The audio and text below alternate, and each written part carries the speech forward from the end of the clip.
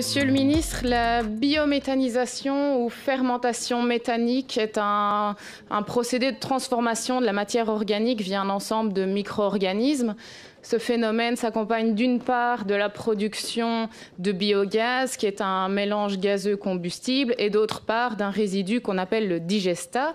Le biogaz servira à la production d'électricité et de chaleur via un moteur, et le digestat servira de fertilisant pour des terres agricoles.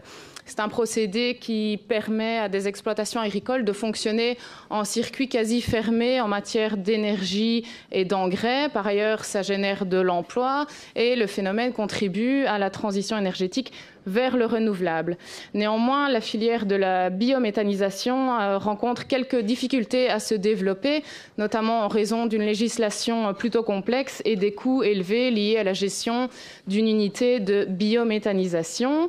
Ainsi, au niveau de la législation, on a l'arrêté du gouvernement wallon du 11 avril 2019 modifiant l'arrêté du gouvernement wallon du 30 novembre 2006 visant à revoir la méthodologie du calcul du taux d'octroi des certificats verts.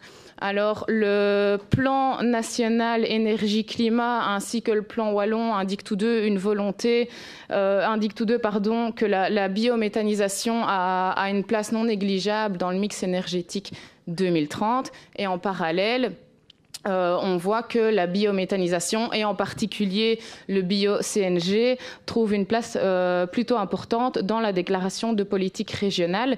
Dès lors, j'aimerais vous demander de façon assez simple, Monsieur le Ministre, comment comptez-vous valoriser et, au-delà de valoriser, soutenir cette filière de la biométhanisation? Je vous remercie.